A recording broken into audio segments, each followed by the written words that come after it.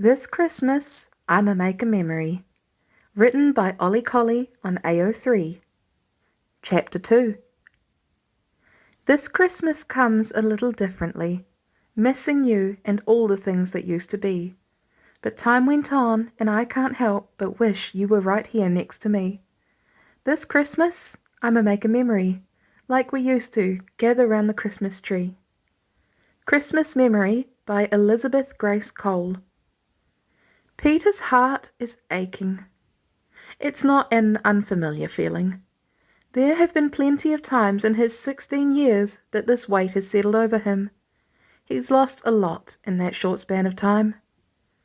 The holidays are always hard, and the past few years since he lost Ben in May have been extra difficult, no doubt. But for some reason, this Christmas season has stirred up a deeper sense of grief than Peter ever remembers experiencing before. He doesn't know why. It's not like anything has really changed, and besides, isn't time supposed to ease the pain of loss? Peter loves Christmas, he does. But this year, it's overshadowed by something heavy. He sort of finds himself hoping that somehow it just doesn't come. Maybe the Grinch will win this time and successfully pull off his heist of the entire holiday. With a sigh, Peter sets down his screwdriver and rubs at his collarbone where the strap of his sling chafes irritatingly. It hasn't even been 2 weeks, and he already can't wait to be set free from the bulky cast. He learned very quickly how debilitating it is to only have one working arm. And that's with the broken limb being non-dominant. What should take him 15 minutes now takes an hour. And for someone who loves to work with his hands, building things and taking them apart, it's downright maddening. His brain moves faster than his body lets him. He's stuck either using only his right hand or risking clumsiness with his left. There's not a whole lot that hand can do except steady whatever he's working on. His current project has been attempting to fix up an old digital camera he'd found on the free bin at the used electronics store a couple blocks from school. He's just glad he finished Pepper's Christmas gift, a personalised smart frame that cycles through an array of photos he'd thoughtfully selected, before his unexpected fight with a wall of concrete. "Peter?" Pepper's voice echoes down the hall, which means Morgan is definitely up from her nap. Not a chance their mum would be raising her voice above a whisper if the baby was still sleeping. "Yeah?" he calls back. "Will you please come pick up your backpack? It's been sitting on the floor in the living room for the past 2 days. "All right, I'm coming." "Thank you." Peter forces himself to slide off his chair, leaving the array of tools and camera parts scattered across his desk. Maybe later he can lug it all down to the lab and work on it at his table down there, alongside Tony. Oftentimes the two of them will tinker together, or just chat and offer each other advice as they each focus on their own projects.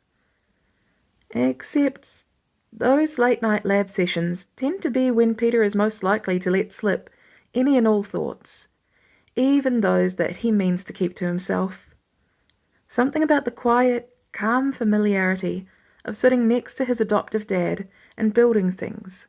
He feels safe and his mind relaxes even as it hones in on the technical aspects of rewiring circuit boards or coding robots. So, yes, he is slightly worried that he might accidentally say something to Tony about how sad he's been feeling lately. Because he doesn't think either of his parents have noticed yet, and he plans to keep it that way. They have enough going on with Morgan. Taking care of a baby is a lot of work, not to mention they're both still taking care of Stark Industries-related work as well.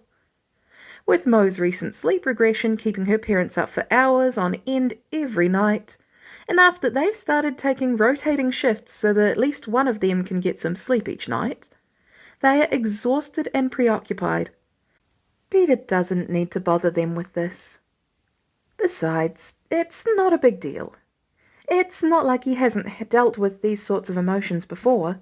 He'll get through it, and the overwhelming whirlwind of grief will eventually fade again, locked back up somewhere deep in the recesses of his heart that he does his best not to think about unless he feels like crying.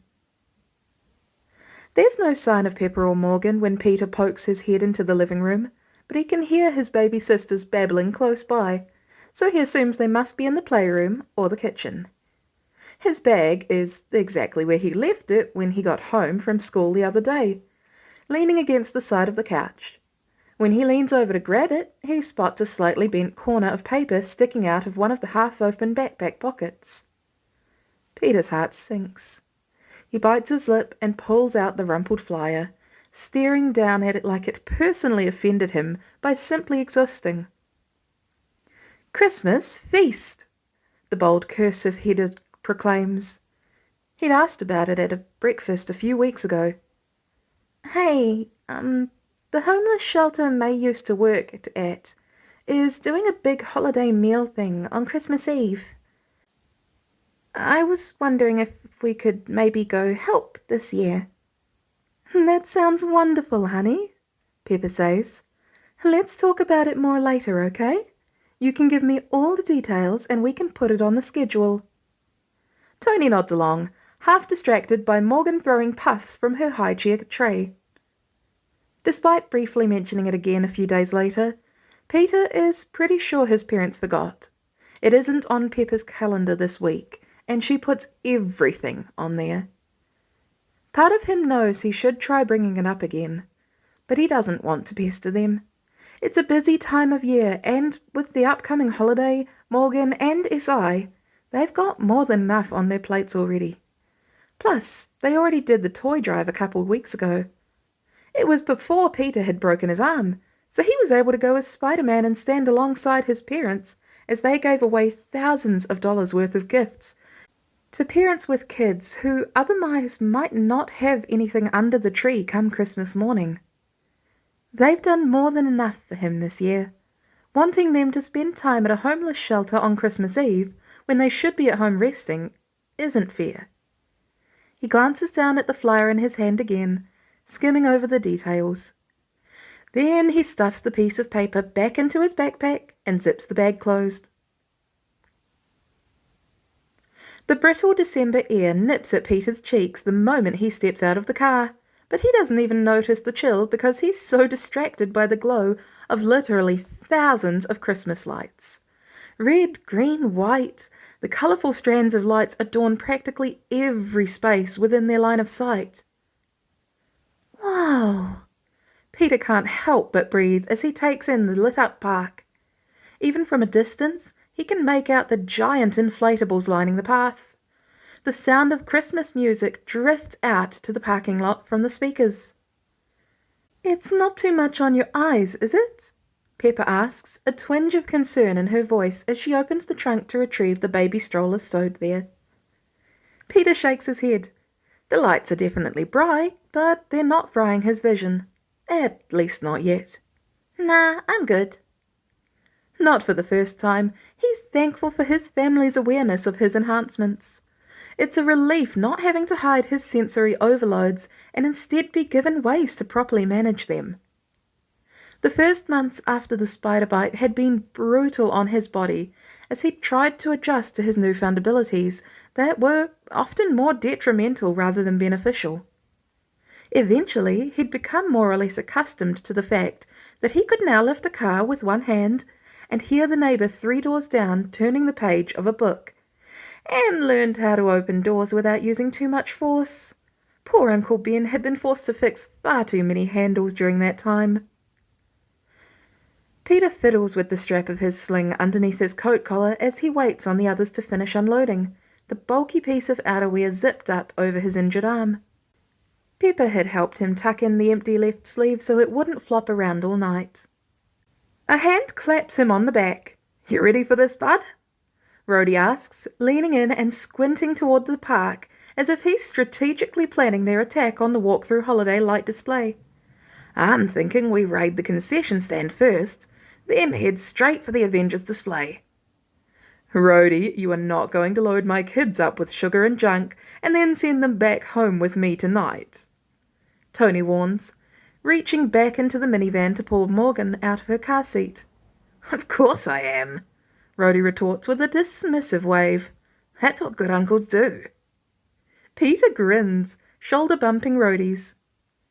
Morgan's already big eyes grow impossibly wider as they wander over the array of Christmas lights stretching out before them. She squeals, hands stretching out towards the park entrance in excitement. "Told you this would be a win," Tony says, joining Pepper at the back of the vehicle to deposit the baby into the stroller and strap her in. "All right, troops, let's move." They enter the park together, manoeuvring through the throngs of people who have also decided that 3 days before Christmas is prime time to visit the biggest light display in the city. Despite Tony's protests, Rhodey immediately purchases hot chocolate for all of them, and they sip on the warm, sugary drinks as they begin to make their way through the winding path through the park, admiring all there is to see. Peter feels a little silly to be so enthralled. He's 16 now, after all. But there's something about the tunnels of webbed lights they get to walk through, and the 10-foot singing snowmen and the giant snowflakes hanging from all the tree branches, that just feels magical. Judging by the expressions on the faces of the adults, they're enjoying it too. Though Peter is fairly certain they're having more fun watching his and Morgan's reactions to all the lights. He can't blame them. Getting to watch Morgan experience all the joy of Christmas for the first time this December has been one of the best things ever. He glances towards the stroller. His little sister's usual babbling is absent, her mouth partially open as she stares transfixed at the barrage of twinkling lights around them. "Look at the penguins, Momo," he says, crouching to point out the oversized inflatable bird wearing a Santa hat and holding a candy cane. Her face lights up in a toothless smile. "Why don't you two go take a picture in front of it?" Pepper suggests as they get closer. "Okay," Peter says agreeably, because he knows how much his mum loves getting photos of them. He passes his almost empty cup to Rhodey and lets Tony pluck the baby out of her stroller and pass her into Peter's good arm. Morgan's fingers immediately find his jacket zipper, the chubby digits trying to drag it towards her mouth. He gently pries her hand away. "That's not food, Munchkin." She grunts, clearly unconvinced. Peter glances over his shoulder to make sure they're positioned properly before looking back towards Pepper, who's holding up her phone. "Morgan!" Pepper calls, trying to get the baby's attention. "Over here!" Peter bounces her against his hip. "Look at Mum," he tells her, knowing the words are useless since he can't use his left hand to point in the right direction. "I've got this." Tony steps behind Pepper, waving his hand above her. Rhodey joins him, both men making a series of increasingly ridiculous faces and noises as they try their best to draw the 9-month-old's attention. It's a little embarrassing. Peter sincerely hopes no one he knows passes by, but it does the trick, though Morgan's face clearly says she's unimpressed with her dad and uncle's antics. "And that's adorable," Pepper says when Peter rejoins them. She opts to hold Morgan rather than put her back in the stroller. "Too bad we already did our Christmas cards this year." Tony shrugs. "No law that says you can't do two." "That's a little excessive, don't you think?" "Excessive is my middle name, dear." "That might be the truest statement I've ever heard you make," Rhodey interjects, turning to wink playfully at Peter. "Though I for one wouldn't mind more pictures of my niece and nephew for my fridge." Peter's chest warms even as his cheeks blush beyond their cold weather-induced rosiness. He never thought he'd have something like this again. After losing Ben and May, he'd been sure that was it for him. Now he has literal avengers as honorary aunts and uncles. The thought is immediately chased by a wave of guilt. He would give anything to have his aunt and uncle back. But he also can't imagine life without Tony and Pepper and Morgan. He doesn't know how to balance the grief of his loss with the joy of his new family. Has he replaced Ben and May with the Starks? Would they be upset that he's moved on? It's not the first time these thoughts have crossed his mind. Sometimes he's able to rationalize it with himself, because deep down he knows that appreciating what he has now doesn't mean he's forgetting or replacing what he used to have. But other times he just feels lost. His frustrating conundrum is interrupted when Tony suddenly appears next to him. Bothering you? The man asks. No, it's fine, Peter says quickly, doing his best to shake away the unwelcome thoughts. His dad gives him an odd look, but doesn't comment further. The family moves on, enjoying the sights and sounds around them as they follow the winding path through the thousands of lights. Tony laughs at Rhodey's loud complaints when they finally arrive at the Avengers light display and there's no war machine in sight. This is not right, the airman grouches, frowning at the red and gold lights outlining the Iron Man like it has somehow personally offended him. Sorry, Sour Patch, we can't all be amazing, Tony says, fake sympathy in his voice as he pats his friend on the shoulder. Peter points out the red, white and blue Captain America shield that's bigger than him. That one's my favourite. Tony spares him a glance, leaning his arms against the back of the empty stroller he's been pushing around. That's it, I'm disowning you. Coal for Christmas.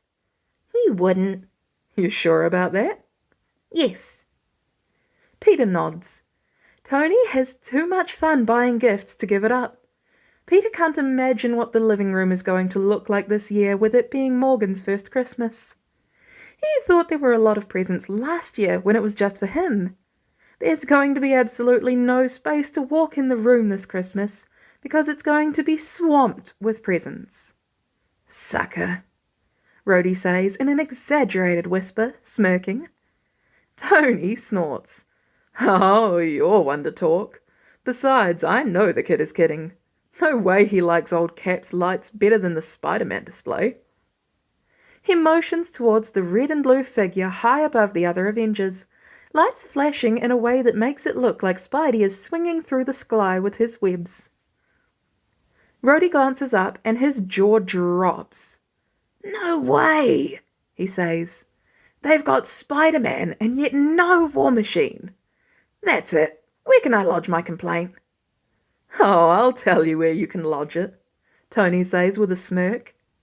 Rhodey pokes a finger at him. You shut up. You shut up. Spider-Man is easily the best part of this whole light show. I wasn't arguing that, I'm just saying.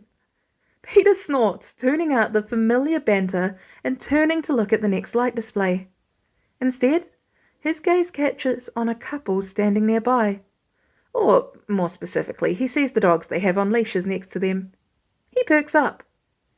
Excuse me, is it okay if I pet your dogs? He asks politely. They smile and nod, and Peter crouches to greet the furry animals. One is a shepherd mix and the other a lab. Both wag their tails excitedly as they nose Peter's proffered hand. Peter grins as he uses his free hand to alternate between scratching behind their ears, wishing his broken arm wasn't tucked away under his coat so that he could pet both of them at once. If there was one thing Peter never skips out on, it's an opportunity to pet a dog. Whether he's in the spider suit or not, he always stops to say hi to any and every pup he encounters. Just a few weeks ago, he'd stopped by the dog park on his patrol and promptly been swarmed by a pack of tail-wagging pups. It was the best thing ever.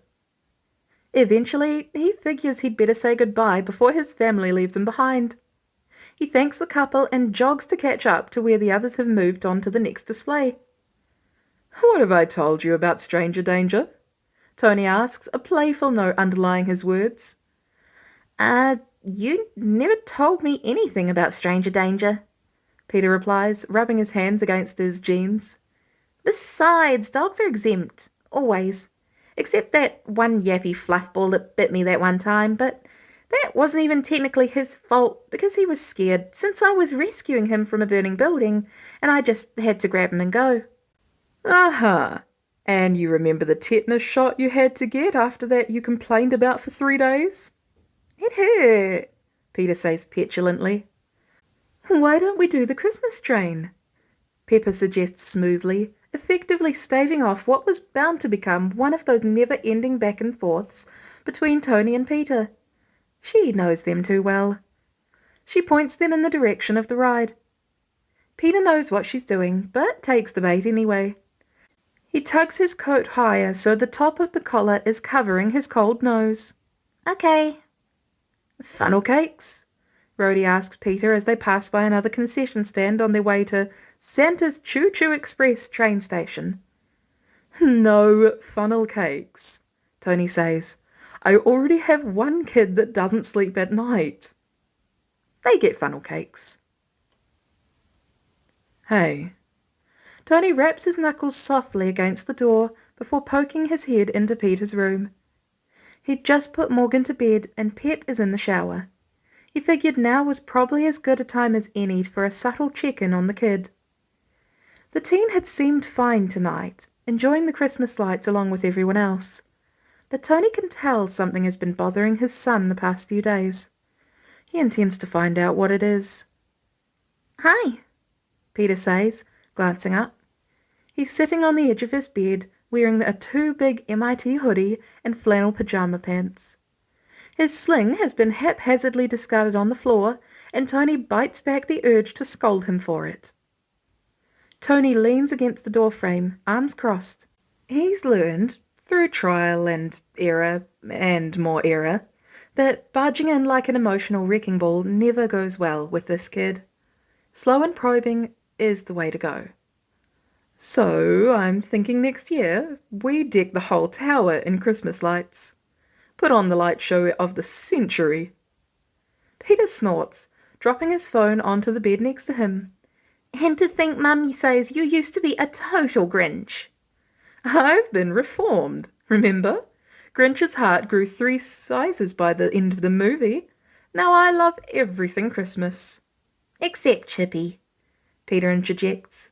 Except Chippy, Tony echoes emphatically, eye twitching at the mere thought of the aforementioned hated elf on the shelf. At this point, he thinks Peter just enjoys torturing him with the toy.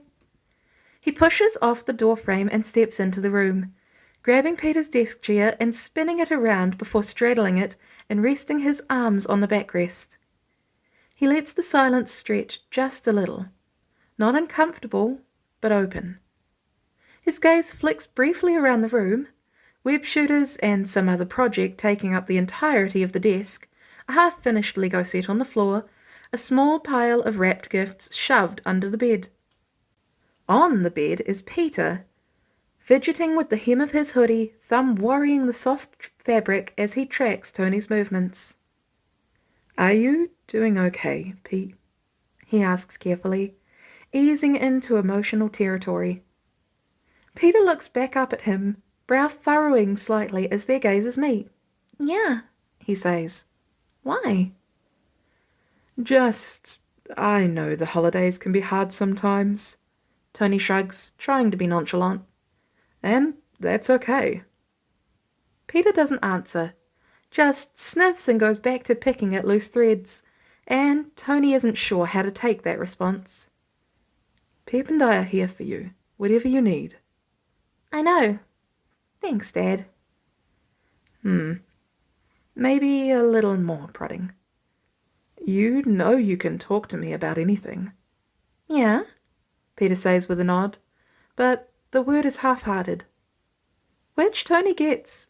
He knows teenage boys don't want to talk about every detail of their lives with anyone, especially not their parents. But Peter has always been more or less an open book. Or has he? Come to think of it, what does Tony really know about teenagers? He's only had Peter for 2 years, and although the kid has friends he brings around every now and again, Tony doesn't have a lot of examples with which to compare behaviour. Are other 16-year-olds more open with their parents? Less? Tony certainly wasn't as a child, but he also grew up in a very different family environment, where talking at all, much less about emotional topics, was not exactly encouraged. It isn't the first time Tony has been down the road of wondering if he's actually cut out to be a dad. But then again, that ship has sailed. So he has to buckle down and do what he does best. Figure it out. Winging it is kind of his thing anyway, isn't it? Tony eyes the kid. He doesn't want to push too much harder, but he also isn't one to give up easily. He and Peter both have that same stubbornness running through their veins, at least according to Pep, which unfortunately can be to their detriment sometimes. Thinking back to other serious conversations they've had in the past, given enough time, the kid will usually open up on his own eventually. So he waits. Peter moves to fiddle with the edge of his cast where it wraps around the bottom half of his palm. His lip is trapped between his teeth, as if he's debating something in his head. It takes some effort to keep from pressing again, but Tony bites his tongue and lets the settled silence linger, knowing it will benefit him in the end if he can just be patient. It's never been one of his defining traits, but he's learning.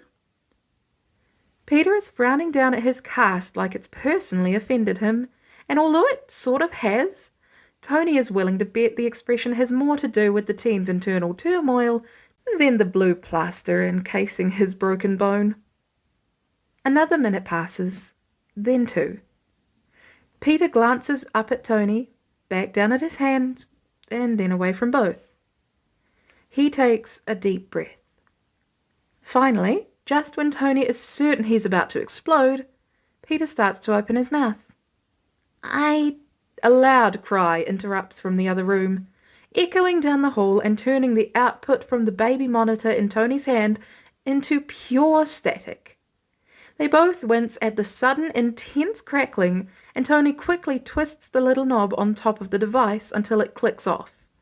The cries continue outside the door, increasing in volume with each passing second. Tony hides a grimace. He wants to wait, to tell Peter not to worry about it for a minute, and go on with what he was about to say.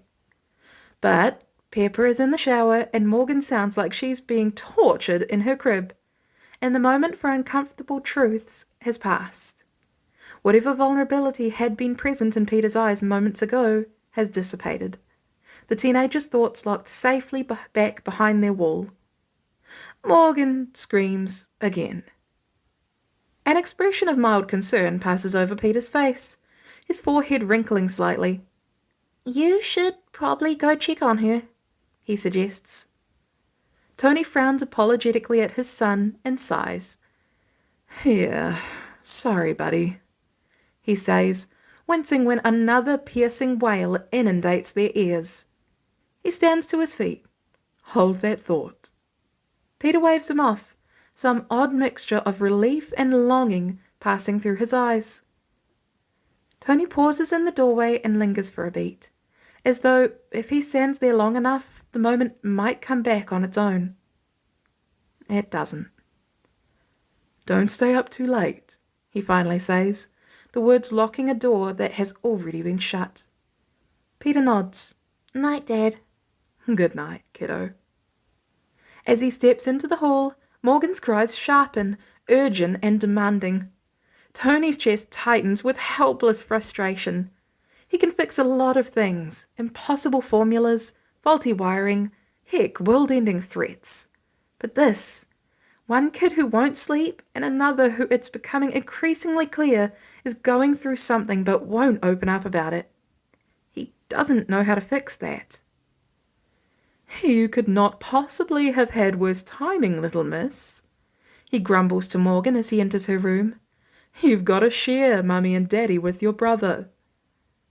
Maybe Pep will have some insight regarding Peter's recent behaviour. He'll talk to her about it. For now, he picks his daughter up out of her crib and settled her against his chest, bouncing her in an effort to settle her cries. "We're going to figure this out," he mutters aloud. "We'll figure it out."